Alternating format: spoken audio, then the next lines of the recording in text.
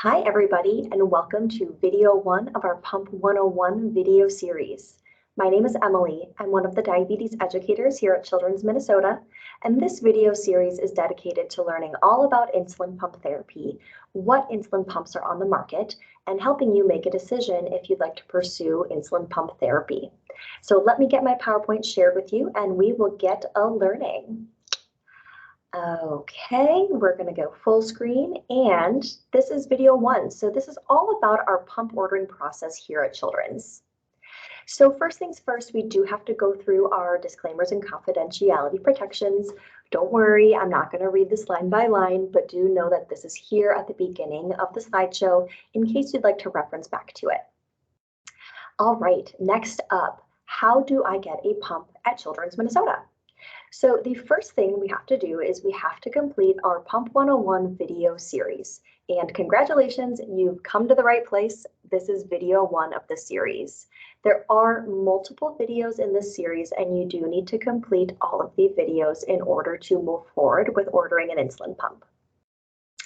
So with that, we have our pump assessment worksheets, which look something like this. And these are worksheets that assess your knowledge about insulin pump therapy.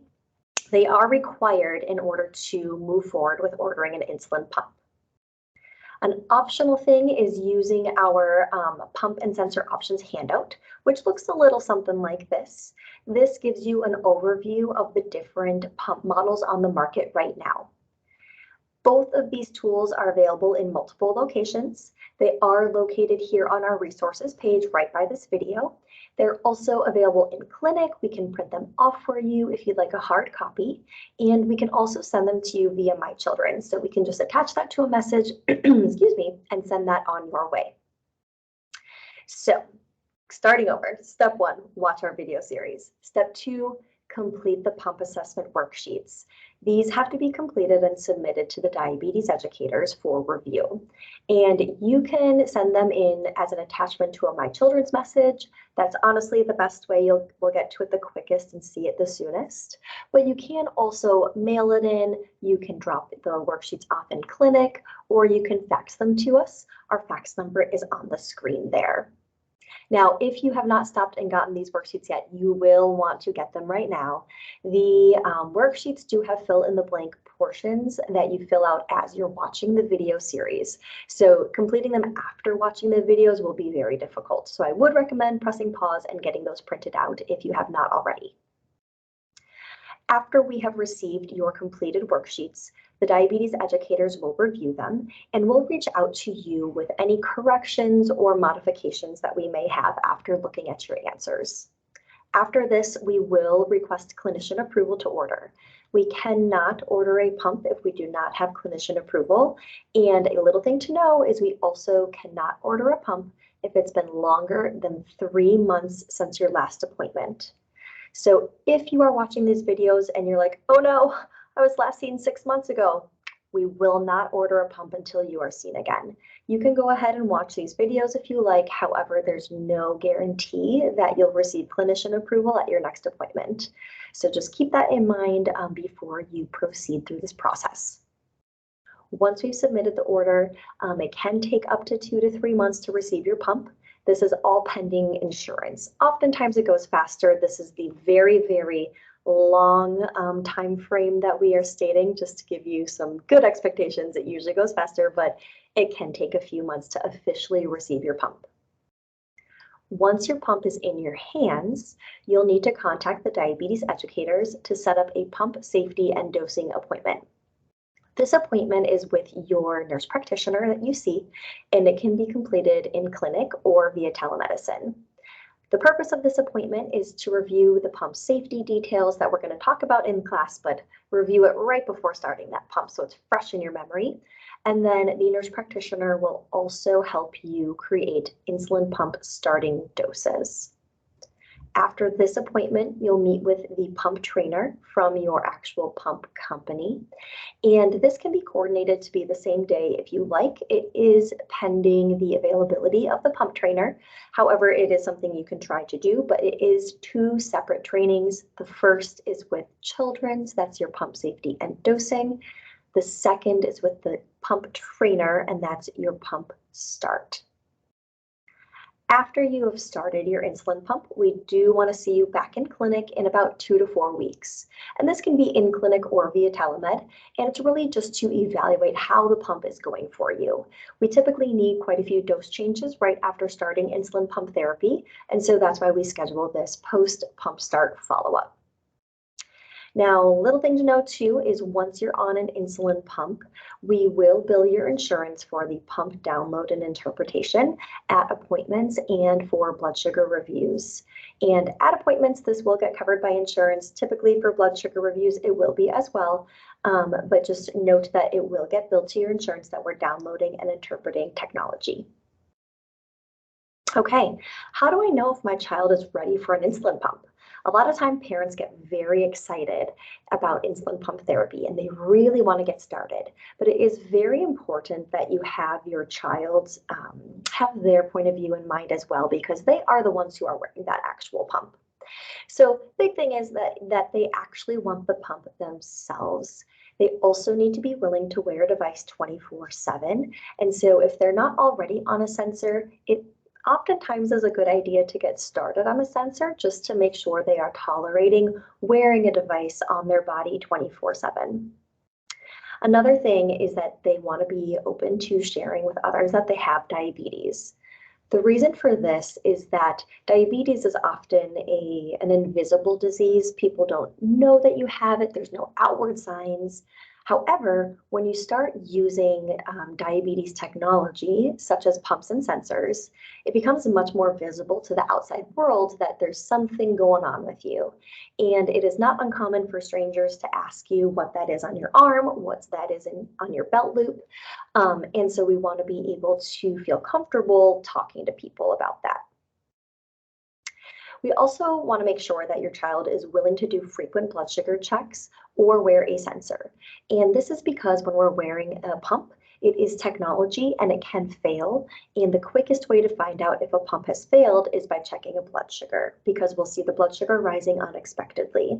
We'll get into this further on in the video series, but just something to keep in mind, we do need to do frequent blood sugar checks or be wearing a sensor. We also need to be able to count carbs. Our pumps use a dose calculator to calculate the insulin that you are needing for a bolus. And we need to input an accurate amount of carbs so that it can actually calculate how much insulin to give. So ability to count carbs is very, very important to pursue pump therapy. We also need to be able to upload our pump from home. So most of our pumps can connect to a mobile app nowadays. However, you typically can also plug them into a computer to upload. And this is very important because we do need pump data to provide dose changes at upcoming appointments as well as for virtual blood sugar reviews. We will not provide dose change recommendations without seeing pump data. So we do need to make sure that we can get that data to the clinic from home. We also need to be comfortable with independent dose changes. And this can feel a little daunting, but it is really important. So when we're on an insulin pump, there are a lot of different factors that drive our insulin dosing. And we often need to make changes pretty frequently. And you will get blood sugar recommendations, dose changes at your appointments. However, we can't keep giving recommendations every week forever. So it is important that you feel comfortable making dose changes on injections before starting pump therapy, because once you're on pump therapy, it's much more complex, and we don't want you to jump there too soon and then feel stuck at home that you're not able to make dose changes when you want to. And this does bring into conversation our blood sugar review policy. This is something you may or may not be aware of depending on where you are in your diagnosis journey. So our blood sugar review policy at Children's is that for the first year of diagnosis, we will complete blood sugar reviews as requested by parents and guardians. And this can be for high or low blood sugars, and it will be completed by a diabetes educator.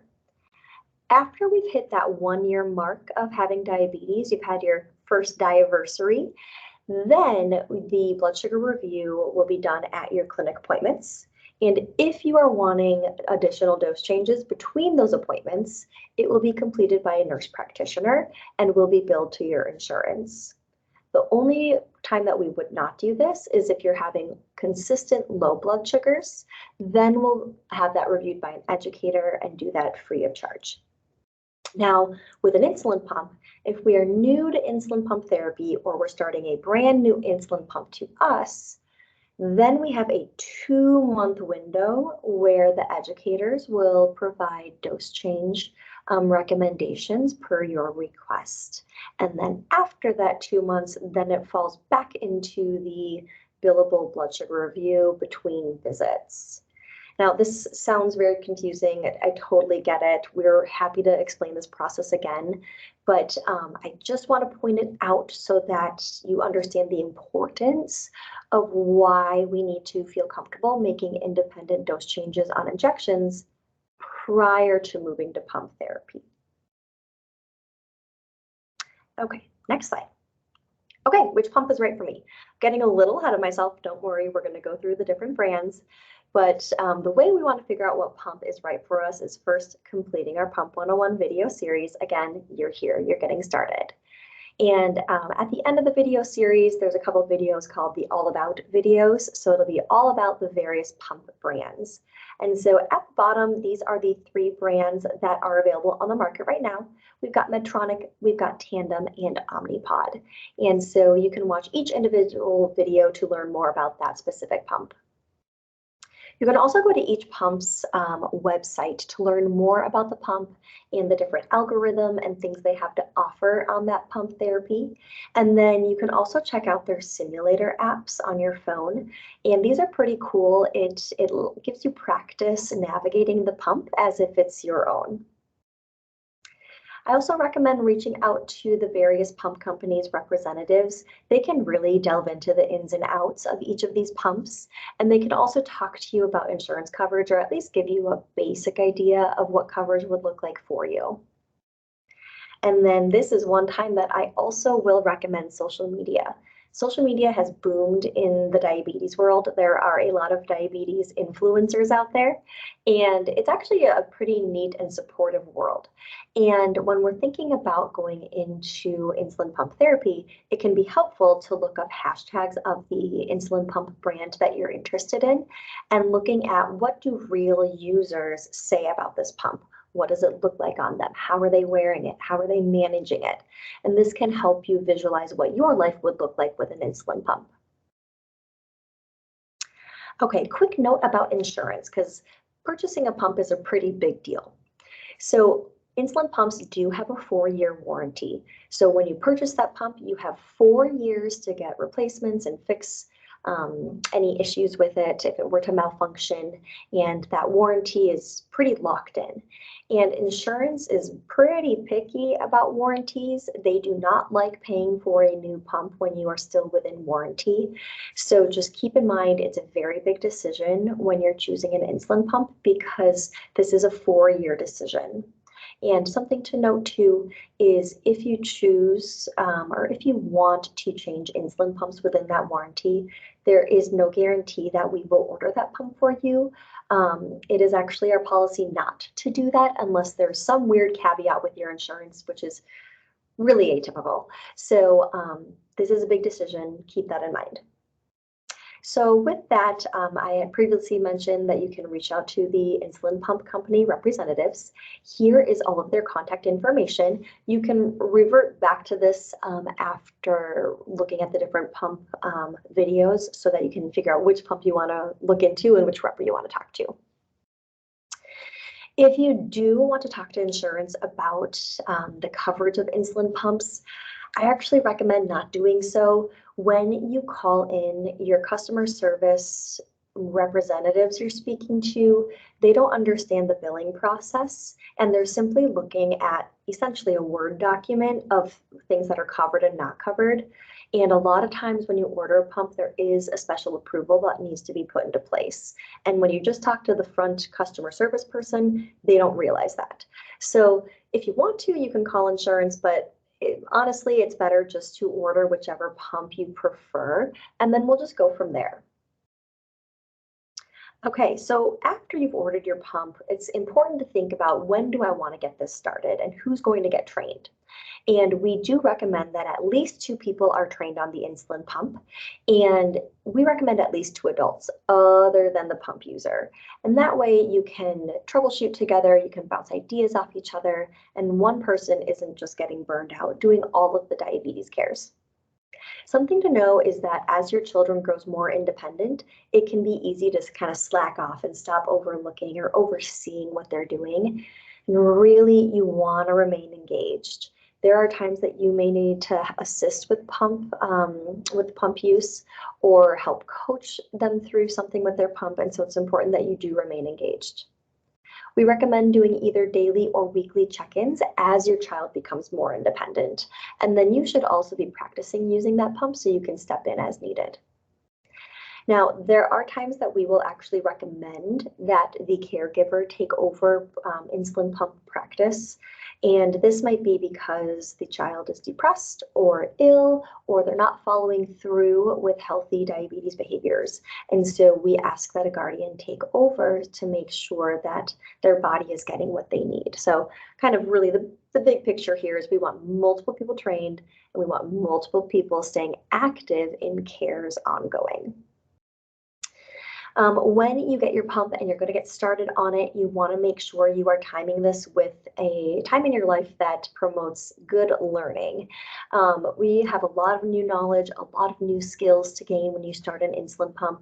So you don't want to time this with a vacation or moving or another big event in life. We also want to make sure that we have realistic goals and expectations when we are pursuing pump therapy. A lot of people think an insulin pump is a fix to diabetes, and unfortunately it's not. It is a tool. And so when you're on an insulin pump, it doesn't take away the diabetes burden in entirety. It can reduce the burden, but you're still counting carbs, you're still checking blood sugars, you're still needing to do human or put in human effort with an insulin pump. The pump just doesn't take care of everything. It's just not that advanced yet. So just know you still have to do some stuff on a pump. You may also have some glucose variability after starting your pump. And this is because we're completely changing the way that your body is getting insulin. And we'll get more into that in the coming videos. But so just know that once you start on a pump, you might notice some pattern changes, and that's okay. We'll just tweak some doses to match what your body's needing. And then just know too that there are times that injections are still needed. So getting on a pump doesn't mean that there's no more injections. We will still occasionally need to use injections while on insulin pump therapy. And we'll get more into that as well. Okay, that concludes Pump 101 video 1, our pump ordering process. So stay tuned for video 2. I'm going to get out of this screen and I'll see you on the next video. Thank you.